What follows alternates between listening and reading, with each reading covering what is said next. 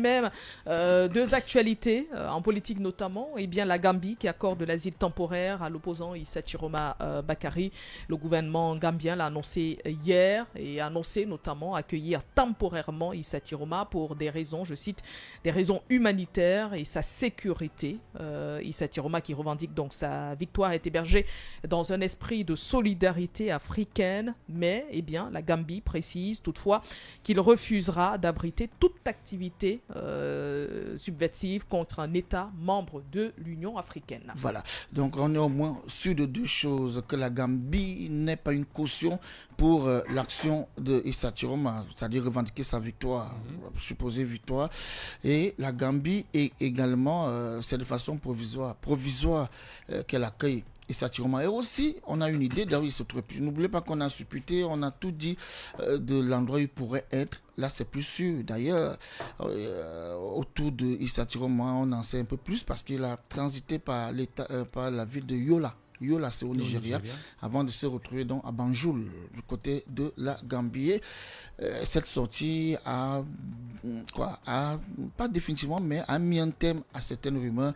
Et on attend la suite. Il y a également une autre disposition, une autre information qui faisait état d'une éventuelle médiation entre l'État du Cameroun et et Issa Chiroma, une information.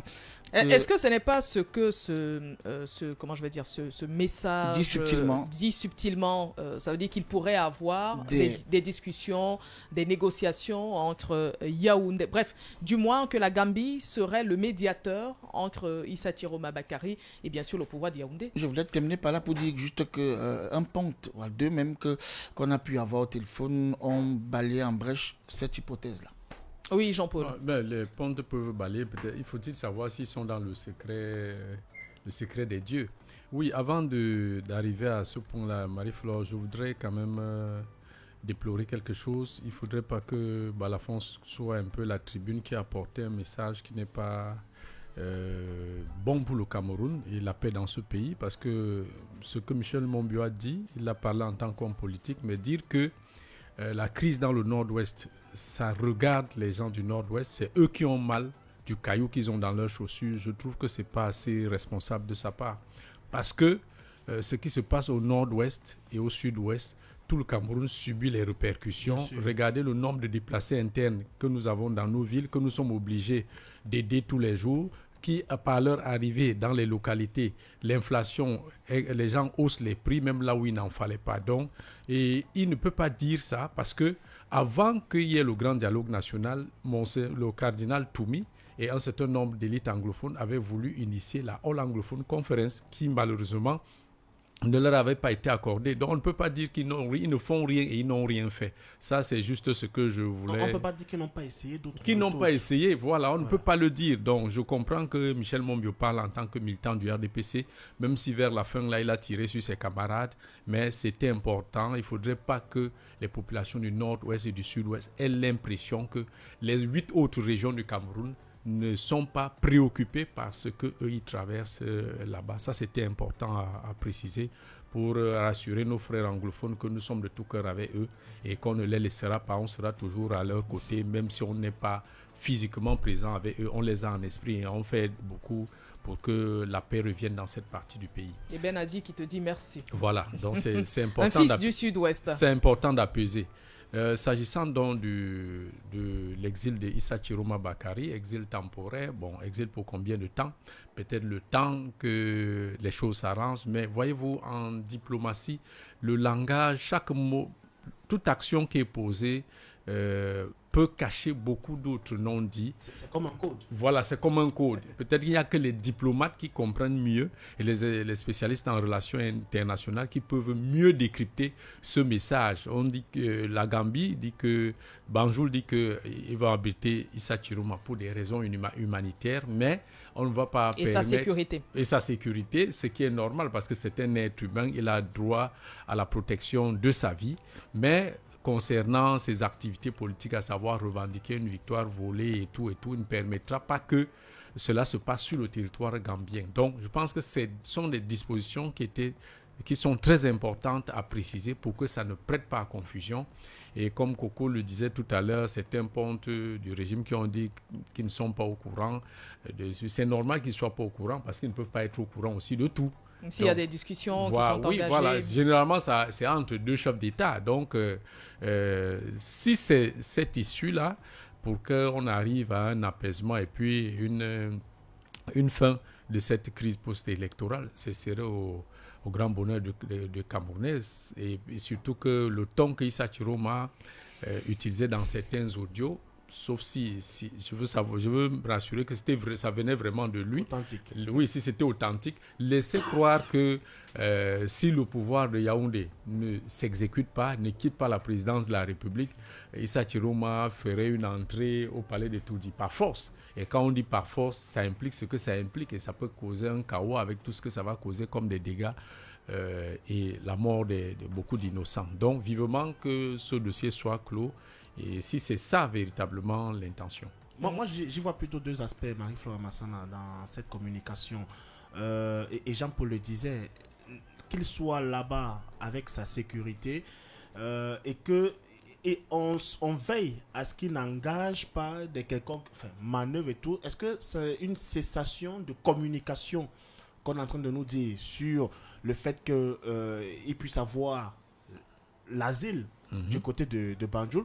Deuxième chose, dans la communication, ils ont bien précisé et quand Jean-Paul parle de code, c'est tellement significatif, ils ont parlé de l'Union africaine. Ça veut dire beaucoup dans solidarité africaine. Solidarité africaine. Ça veut dire beaucoup dans le fait que Issa soit là. Et quelque part aussi, il y a cette volonté que les Africains ne se déchirent pas entre eux. Ouais. Parce que même si c'est un problème 100% camerounais, ça reste qu'au-delà, ce sont les Africains. Donc la communication, elle est bien choisie. Peut-être un diplomate, si on l'a ici, ou bien un spécialiste des questions des relations internationales, il pourra nous apporter plus d'éclairage. Mais je crois que c'est bien communiqué. Maintenant, les prochains jours vont un peu plus nous définir tous les codes qui sont dans cette communication. Nous aurons certainement demain le professeur Charlemagne Messanga Nyamding, Emmanuel Coco, pour revenir sur cette actualité. Mais notons également la libération d'Aboubacar Ousmane May après plus d'un mois de détention. Eh bien, il a été libéré ce week-end. On se souvient que son arrestation était intervenue à Garoua à la veille de l'élection présidentielle. Au moment où on parlait plus de coalition, de rapprochement entre Bello et Tiroma. Voilà, donc c'était à la suite de cela qu'il avait été interpellé. Un mois plus tard, eh bien, il est relâché. Interpellé à 4h du matin. Voilà. Mais et sinon, aussitôt, on a signé sa détention. Les circonstances exactes de sa détention n'ont toujours pas été clairement clarifiées. Je viens d'évoquer juste un peu. Il refuse de parler, on peut lui donner la parole. Hein. Certainement, nous le ferons. Charles Douglas Ndemba, eh bien, ce revirement pour le championnat d'Afrique de volley à Douala, initialement interdit, eh bien, il a finalement été autorisé à se tenir au complexe de Japoma. Nous apprécions tous, Marie-Flore, le fait que l'administration travaille le week-end. Je crois que ce pays va arriver. On est dans l'émergence, ça va arriver. Donc oui, ce week-end, Marie-Flore Massana, puisque la compétition se déroule du côté de Japoma, et pour ceux qui ne sont pas très au fait des actualités sportives, lorsqu'on parle de zone 4, peu importe la discipline, sachez qu'on est en Afrique centrale. Donc le Tchad, la Centrafrique, la RDC, le Cameroun, voilà les pays de la zone 4. Donc là, c'est la zone 4 pour le tournoi Interclub, les meilleurs clubs de la zone 4 où tu peux retrouver Port Autonome de Douala, les Amis de Coco, Lito Team, Nyon Ekele chez les dames. Et là, dans cette compétition, on avait justement d'abord eu cette, je vais dire quoi, cette sortie du sous-préfet de Douala 3e, je crois que c'est Vogo. Pas tu crois, c'est Aïssi Vogo, voilà, justement, qui a tout simplement d'abord interdit la tenue de ce championnat-là, alors que tout avait été fait en amont, tout était prêt, même les délégations ont quitté les différents pays pour arriver au Cameroun. On suivait, nous qui suivions ça minute by minute.